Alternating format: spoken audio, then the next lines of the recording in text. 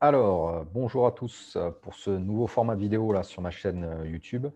Suite à pas mal de demandes euh, donc pour commenter des combats de haut niveau, ben voilà, comme ça va me permettre d'un petit peu d'être un peu plus présent sur ma chaîne, effectivement, puisque je l'entretiens pas spécialement, puisque je suis beaucoup pris par le développement du sport en France, hein, puisque je suis responsable national du développement du bras de fer au sein de la FF Force, hein, ici, qui est la Fédération française des sports de force, qui est la fédération officielle du bras de fer sportif en France, fédération multidiscipline, dont le bras de fer sportif en fait partie. Et on a l'agrément du ministère, reconnu par la WAF, et derrière moi, juste là, le CNOSF, le Comité national olympique et sportif français. Voilà. Donc, du coup, me voilà sur ce type de vidéo-là. Donc, on va commenter des combats. Donc là, on part sur un combat franco-français de haut niveau entre deux des meilleurs athlètes français. Donc, vous allez pouvoir aussi me dire en commentaire si ce type de vidéo vous plaît et me mettre quel type de combat vous voulez que je commente dans les prochaines vidéos. Bon, on va privilégier les athlètes français, mais je peux tout à fait aussi commenter les grands combats internationaux qu'on trouve un petit peu partout sur YouTube. Alors là, donc on va partir sur l'Open bras droit qui a eu lieu du championnat de France, hein, de bras de fer sportif qui a eu lieu le 31 juillet, que j'ai organisé avec le club de Drap. Voilà, très très beau championnat, hein, l'avis de tout le monde, le meilleur championnat jamais réalisé en termes d'organisation. Et je pense aussi en termes de niveau, on était très bien là. Donc là, on est sur l'Open bras droit entre le meilleur athlète moins de 85 kilos français, Thibaut Adamzik, qui est du club des Félix Ducos, qui appartient à l'armée française, à la 13e demi-brigade de la Légion étrangère. C'est un club ouvert aux civils. Donc, si vous êtes dans la région de Millau, la cavalerie, vous pouvez vous inscrire là-bas. Vous serez bien reçu. Alors, toutes les infos sur le site internet de la fédération FF Force. Donc, en face de lui, il y a donc Joseph Loveil, le meilleur athlète français en moins de 80 kilos, qui est aussi un de nos plus grands athlètes avec un des plus grands palmarès français. Voilà, ceux qui suivent le bras de fer le connaissent. Alors, bon, le but de ce genre de vidéo, c'est de faire de la pédagogie, hein, avant tout, autour de la discipline, de montrer tout l'aspect technique, tactique du bras de fer sportif, quels sont les axes de force, les techniques utilisées, les muscles qui rentrent en jeu lors des combats. Donc là, on part sur ce combat-là. Donc là, on va pouvoir lancer. Donc là, on est sur deux techniques d'intérieur. Malheureusement, on n'a pas le début du combat, en tout cas pour ce premier match-là, ce premier combat. On n'a pas le start, mais je pense qu'ils sont partis de manière équivalente, à peu près avec un start bien fait des deux côtés.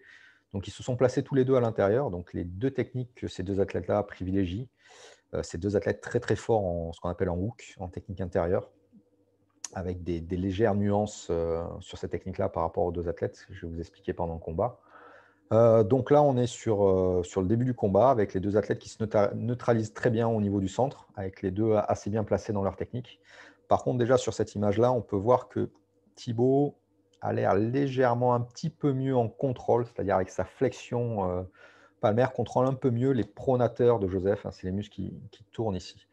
En tout cas, ils sont bien placés tous les deux, les épaules sont bien, les épaules sont voilà, engagées dans l'axe épaules, coude, poignet, main. La même chose pour Joseph. Bien situé. On avance. Hop, là, première attaque de Thibaut qui vient ouvrir l'axe de Joseph et reprendre le centre avec ce qu'on appelle un mouvement de drag hook, c'est-à-dire d'être intérieur avec un tirage d'eau. Donc, il vient vraiment solliciter grand dorsal, les ronds, pour vraiment ouvrir. Alors, il peut faire cette technique-là parce qu'il est vraiment bien verrouillé déjà au niveau du bras et du biceps, mais surtout bien verrouillé au niveau du poignet. Son poignet n'a pas bougé, donc il contrôle vraiment bien en flexion, une flexion très forte de la part de Thibaut. Et grâce à cette flexion-là, il contrôle notamment les pronateurs de Joseph. Voilà, première attaque. Là, Joseph va essayer de contre-attaquer, mais on sent que là, Thibaut, très bien placé en défense, il attend vraiment l'attaque de Joseph. Là, donc là, Joseph, voilà, voilà, il contre, en fait, même. Thibaut contre avant l'attaque de Joseph. Joseph s'ouvre, hop, il attaque, mais il attaque un petit peu ouvert. Donc là, c'est un petit peu une erreur de Joseph. Il se précipite un peu trop. Donc là, il s'ouvre assez fort. Et donc Thibaut bloque bien, hein. Il est bien mis. Et là, Joseph va se rendre compte là qu'il s'est un petit peu trop ouvert. Il va de suite essayer de récupérer une position de défense et surtout récupérer cette connexion, cet axe qui est important, c'est épaule, coude, poignet. Vous allez voir là, voilà, il remonte, hop, et là, de suite, il fixe vraiment bien avec l'épaule, il engage l'épaule, verrouillage biceps, flexion palmaire, il engage légèrement aussi les ligaments, ça va être important pour contrer l'attaque de Thibaut, qui, boum, fait un beau mouvement en haut, qui utilise son verrouillage biceps avec ses pronateurs, son dos aussi. Et là, Joseph a bien verrouillé ici au niveau du bras et du biceps et a engagé les ligaments aussi pour contrer l'attaque de Thibaut et éviter de toucher le winpad. Hop, là, Thibaut remonte, hein, et l'attaque, c'est intéressant. Là, Joseph est un petit peu ouvert, mais là, il va utiliser vraiment sa side, hein, parce que Thibaut contrôle bien les pronateurs de Joseph, mais Joseph est bien placé pour utiliser cette pression vers le bas, cette side pressure, cette poussée latérale, où Joseph est particulièrement fort là-dessus. Et il va utiliser la translation là, au niveau du pad, hein. Voilà, vous avez vu ce mouvement de coude. Donc ici, on a le elbow pad, hein, qui est la surface de combat, où le coude bouge, en fait, doit bouger. Et en fonction de son placement, du placement du corps, du placement du coude, on va utiliser différents axes de pression, différentes techniques. La seule chose, on n'a pas le droit de décoller le coude ni de le sortir. Et là, avec ce mouvement de translation et de fermeture du pec, Joseph reprend le centre à Thibaut et se retrouve dans une position bien plus favorable et en tout cas bien plus à l'aise pour défendre les attaques de Thibaut. Et de nouveau, grâce à cette vraiment poussée latérale, il va, malgré qu'il n'ait pas un gros contrôle là, au niveau du poignet de Thibaut, il n'y a pas un contrôle énorme, en tout cas avec sa flexion palmaire, il arrive à mettre beaucoup de contraintes sur le verrouillage du biceps et les pronateurs de Thibaut, uniquement avec sa side. Il écrase complètement le bras de Thibaut, mais Thibaut verrouille bien, il bloque bien. Voilà, et il contre-attaque. Mais Joseph est très bien placé, en tout cas au niveau défense. Il bloque très bien avec son biceps et ses ligaments. Hop, là, Thibaut se replace aussi bien. On revient chercher cet axe, cette fameuse connexion épaule, coude, poignet, main, qui est très importante. Et Joseph continue ses attaques avec ce glissement latéral du coude qui est important et cette fermeture du pec. Voilà, il vient chercher ça à chaque fois. Techniquement, c'est très bien fait. Thibaut essaie de se replacer, mais voilà, là, un petit peu trop précipitant, il se précipite un petit peu trop sur les attaques. Joseph est très bien placé en défense, mais bon, grosse attaque de Thibaut, hein. On voit que Joseph vraiment bloque au maximum, hein, et il bloque bien. Et là, Thibaut, voilà, déjà quand il revient, voilà, cette attaque, c'est peut-être, il aurait dû être un peu plus patient. Là, il s'est vraiment ouvert. Et là, Joseph va pouvoir vraiment travailler avec sa side pour mettre beaucoup de contraintes sur le biceps et les pronateurs de Thibaut. Et là, Thibaut, voilà, déjà est beaucoup plus ouvert. Joseph un peu mieux fermé. Voilà. Et là, déjà, l'attaque de Thibaut fonctionne beaucoup moins bien. Il essaie de tirer toujours avec son dos et de mettre de la side, mais déjà, Joseph a travaillé sur ses pronateurs et Thibaut fatigue. Et voilà, de nouveau, Joseph en side, très très fort, qui vient écraser vraiment les pronateurs et le biceps de Thibaut, qui est proche, proche de la fin, là, hein, de la fin. Joseph, il est sur le chemin de la victoire. Et là, je pense que Thibaut va faire une légère faute de coude. Voilà, il va essayer de contre-attaquer, mais il est bien verrouillé par Joseph, hein, qui verrouille bien avec sa fermeture biceps et sa side et la fermeture des pecs qui met énormément de contraintes. Et là, Thibaut va faire une petite faute de coude, il me semble. Voilà, ici, le coude va se lever et donc l'arbitre va signaler une faute. et un rematch. Voilà. Voilà. Alors, c'est un petit peu limite, hein, on n'est pas là pour critiquer l'arbitrage parce qu'en temps réel, c'est pas facile, mais juste pour subtilité d'arbitrage, quand on fait une faute en position perdante, l'arbitre aussi peut donner la victoire, aurait pu donner la victoire à Joseph, mais c'était pas facile à arbitrer, d'autant que la faute intervient certes en position perdante, mais Thibaut est encore toujours dans le match. Voilà. Donc là, l'arbitre va signaler une faute pour Thibaut et on va refaire un match. C'est-à-dire la deuxième faute, les adversaires sont éliminés. Mais là, il va y avoir un rematch, mais si Thibaut ne fait pas la faute, c'est un match gagné pour Joseph, vu la position qu'il avait. L'arbitre aurait pu donner aussi, c'est-à-dire une faute en position perdante, donc la victoire à Joseph. Voilà, l'appréciation de l'arbitre, c'était pas évident. Les deux décisions auraient été bonnes. Les deux décisions auraient été bonnes. Là, donc, on repart sur le même match, hein, mais un rematch suite à la faute de Thibaut. Donc, Thibaut a une faute. À la deuxième faute, il sera éliminé. Donc là, on voit la concentration des arbitres. Joseph, très concentré, pour exploser au start, pour prendre le maximum. Boum! Gros hit de Joseph, c'est une de ses grosses particularités.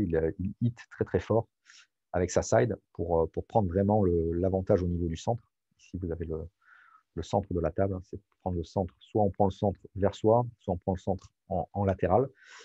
Mais Thibaut, très solide en pression latérale et sur le biceps, qui contient bien le hit de Joseph. Hein. Et voilà. Et il va travailler toujours avec ce mouvement de translation vers l'arrière, de tirage en intérieur. Mais Joseph est très très bien placé ici, très bien verrouillé au niveau du pec. On voit, il engage bien l'épaule. Il y a vraiment cette connexion épaule, biceps, coude, bien engagé au niveau du poignet aussi. Contrôle pas mal la pronation de Thibaut, mais Thibaut est toujours bien en contrôle aussi sur la pronation de Joseph. Et Joseph, toujours avec cette translation là au niveau du coude, au niveau du pad en latéral.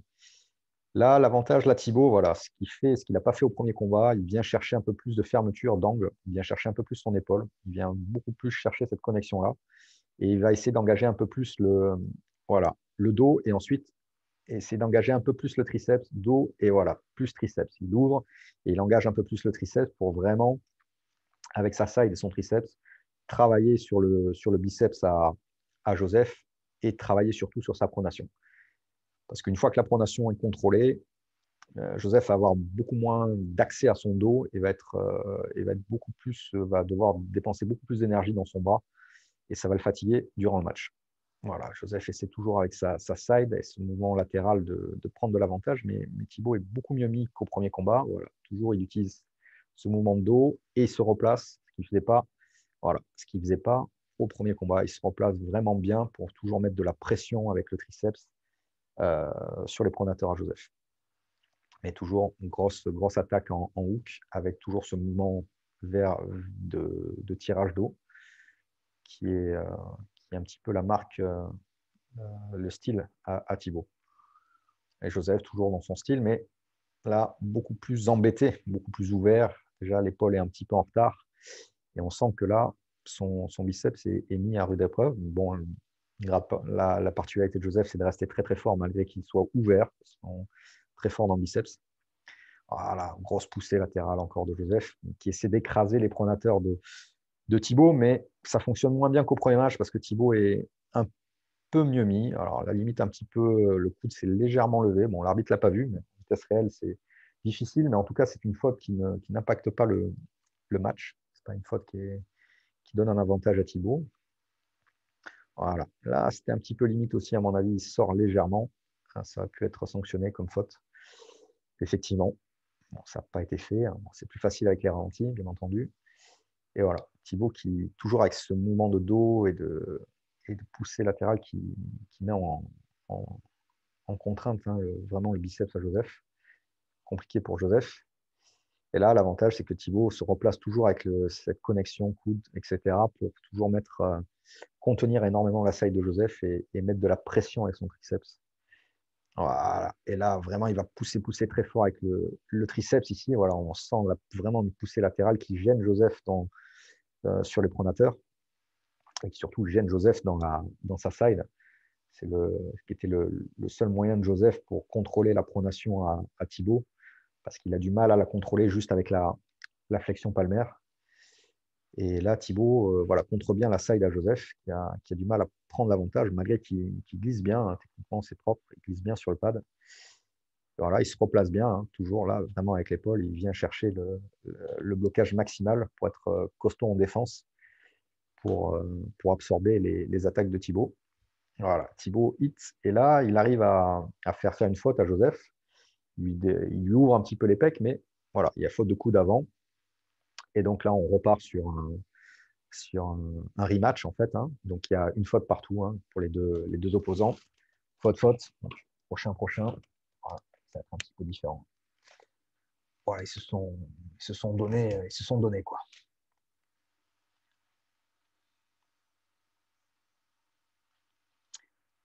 Et là, donc, beaucoup de fatigue hein, des deux côtés, hein, beaucoup de fatigue. Et là, Joseph va tenter autre chose. Il va essayer de tenter un extérieur, tenter une autre technique, d'attaquer un peu plus les doigts de Thibaut, en pensant qu'ils sont fatigués. Mais les doigts de Thibaut n'étaient pas tellement fatigués. Il va bien contenir l'attaque de Joseph, vous allez voir.